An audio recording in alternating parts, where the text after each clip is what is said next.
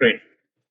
So let's continue today with Terraform, right? And so far in the last two classes of Terraform, we have seen how the Terraform configuration can be number one written in a single file, main.tf can be written in a single file, and then we yesterday saw how these files can be placed into multiple places, right? So this is the client one demo that we were doing, and we actually divided everything, all the stuff into different files, basically. Right. So this is where we stand now.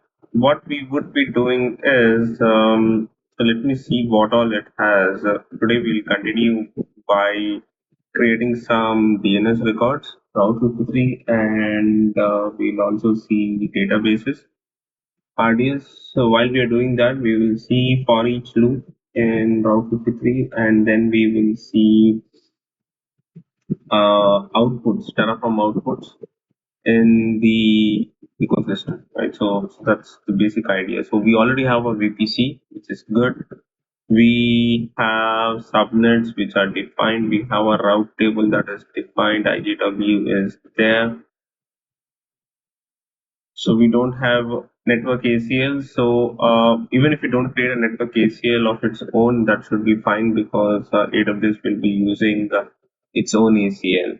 That is the default ACL, which anyways is allowing all the traffic, right? So I guess network ACL is not going to cost us much. So this is what we have, and if you do a Terraform apply, which is going to give you a plan. Let's see what all resources it already has. Has it deleted, created resources or not? So it's already there.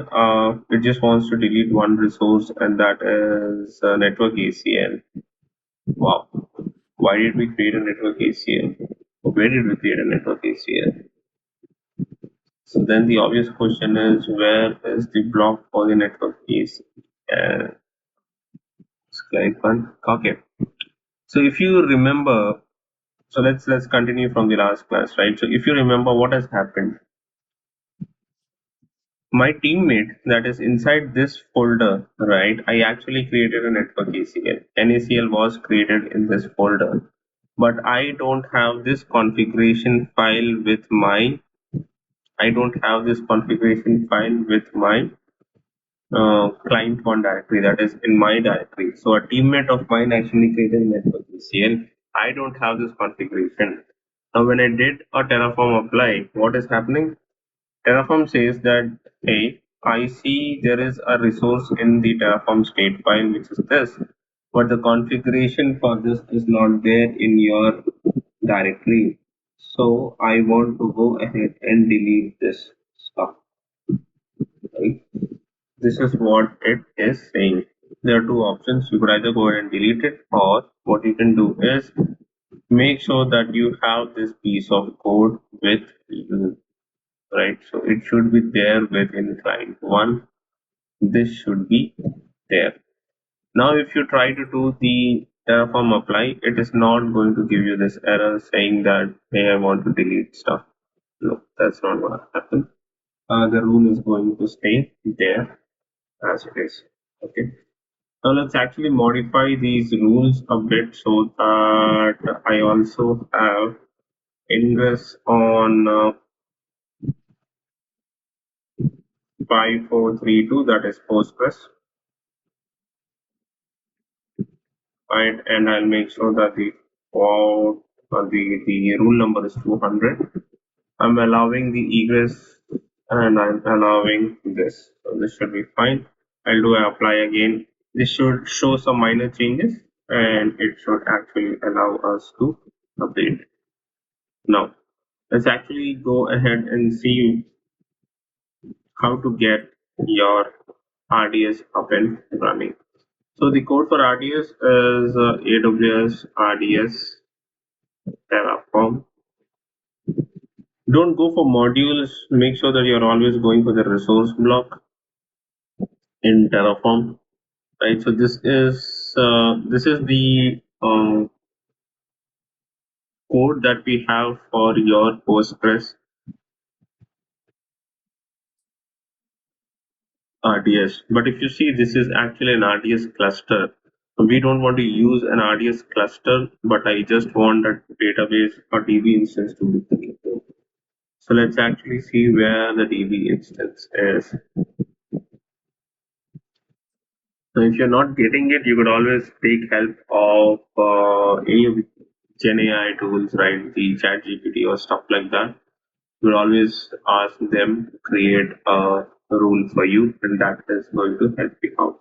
Now, just to reduce the amount of effort that I have, what I have done is I already have a RDS code base from one of the previous batches. This is something which I am going to use as of now, right? Now let's actually see what this thing is doing. So number one, we are creating a subnet group. If you remember the RDS composition, the first thing that we have to do is make sure that you have a subnet group, allowing all the subnets that are there. Number two, here I'm creating a security group and we will be assigning that security group to this RDS, right? So let's actually go ahead and create a DB subnet group. So in order to create a DB subnet group, you could either copy this code base or you could get it from your documentation itself. So that is DB underscore subnet underscore group. So this is why does it say DB? Provides a document DB subnet group. Yeah, I don't want a document DB subnet group. I just want a DB subnet group. So there are two different things, right? There's something called as a document DB which we don't need.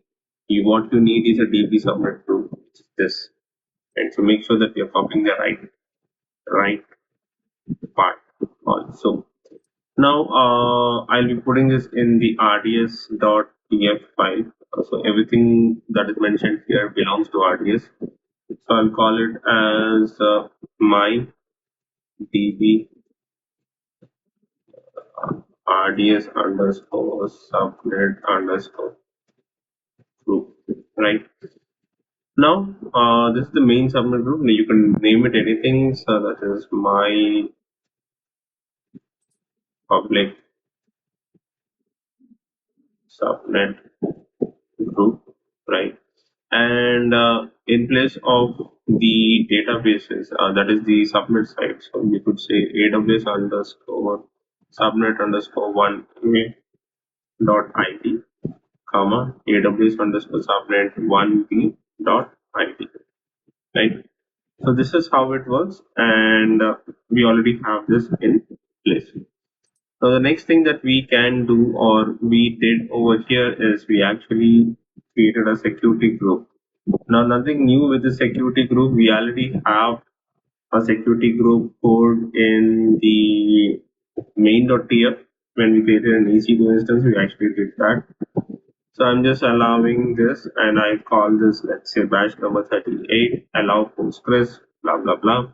I need to change this VPC. So it is aws.vpc, my vpc.id, right? And so this is again the38.id and that is also the 38 postgres.id. So far so clear? So what we have done, we are creating a subnet group, then we are creating a security group, and these are the rules inside that security group. Nothing fancy about it. Only these things are there. Let's do a Terraform apply and let's see what happens actually. If we do a Terraform apply, you should be able to see that there are 3 additions or 4 additions to our existing infrastructure. So what's the first one? First one is a security group. First one is a subnet group, then there's a security group, and then we are creating 2 rules inside the security group. That's the only addition, nothing else, right? Now let's actually get to the code where we are creating a database. So this is the code for creating a database. and I will paste it at the very end. If you see, I don't have this block. I would currently give a random password like this to the database, right? So this is the DB instance that is being created. What is the version of the DB instance? The DB instance version that we are creating is 16.2. Now we know that there is already a 17.1 of the Postgres DB instance. So let's go with that. I'll call this as batch number 38 PGDB Postgres. Everything else remains the same. The only thing that changes is the subnet group. So the subnet group I'll take from here, which is RDS subnet group, and we are going to replace it with this. Make sure it is asking for a name. It's not an ID, right? So make sure that we are following those small details. If not, anyways, you will get an error, but you need to be very, very, very sure with that. So this piece of code is going to create your database for you. And this database is going to be publicly accessible also, right? I hope that it is publicly accessible. Let's actually see. So I'm doing a Terraform apply and let's see what happens. So, yes, the database is being created. So I say yes. Let's actually go inside the AWS console and see what is happening. This is North Virginia region, and if I go to Aurora and RDS,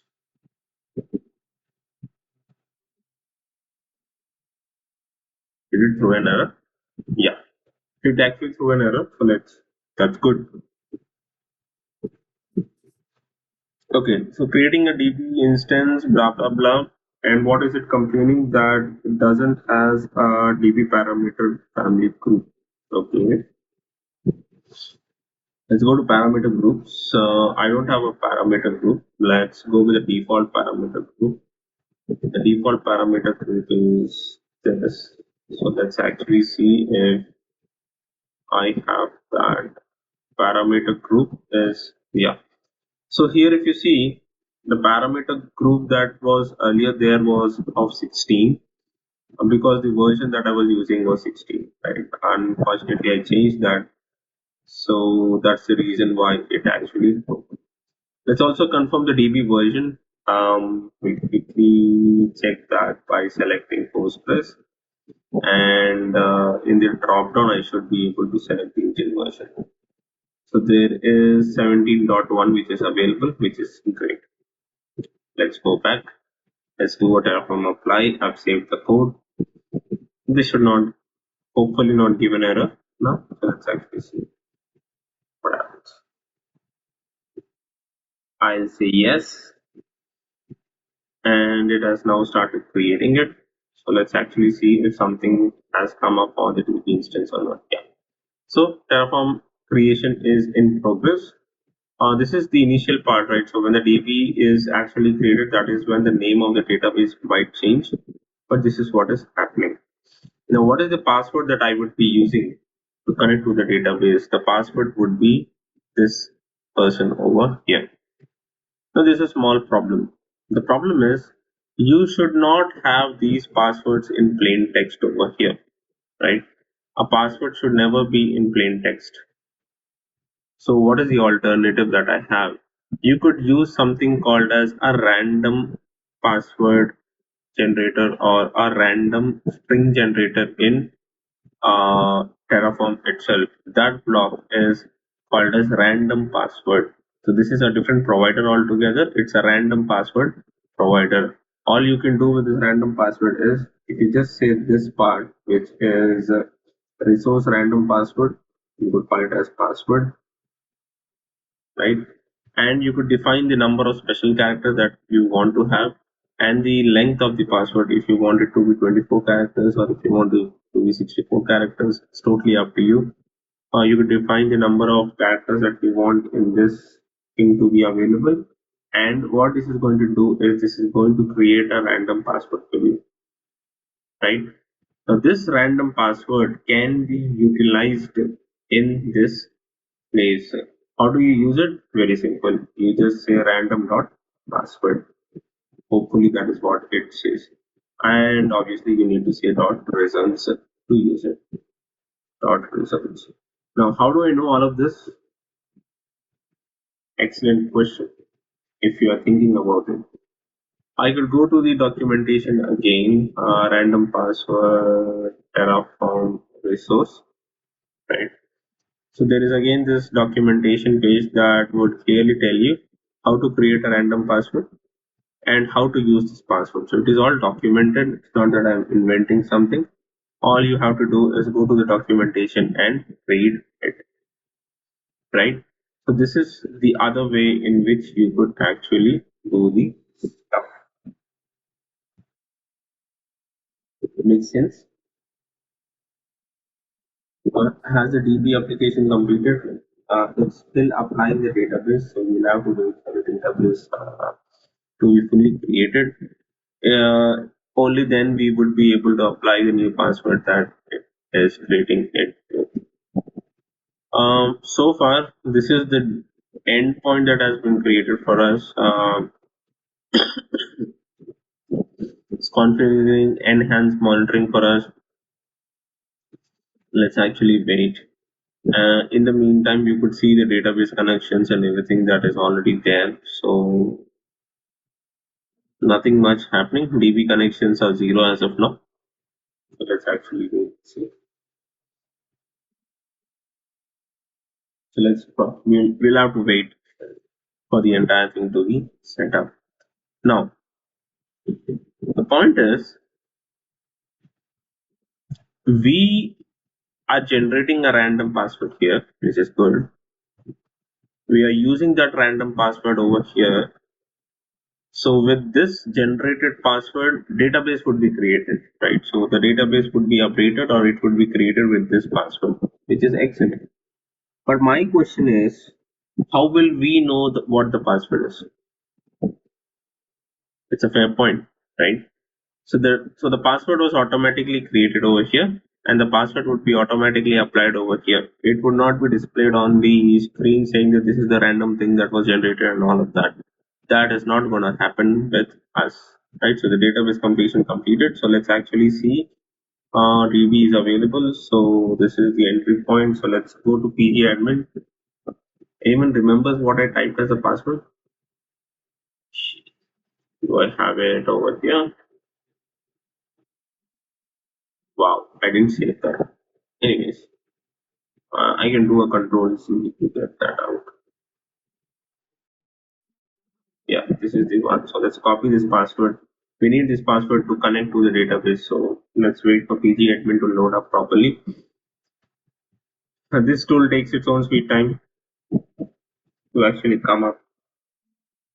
Okay. Let's actually register a new server. The name of the server is not the password, but this thing over here. I'll just remove all the backslash. Let's say that's the name of the password. Anyways, this is fine. Port number is fine. Postgres is the user. The database password is this. I click on save. And if our creation was successful, we would be able to connect to the database, right? So this is how we have connected to the database. It's working. Now what I want to do is I don't want to use this password, and I have been told that I need to change this, right? So this is what I'm going to do. We are going to create a random password, and with this random password, we are going to update this database password.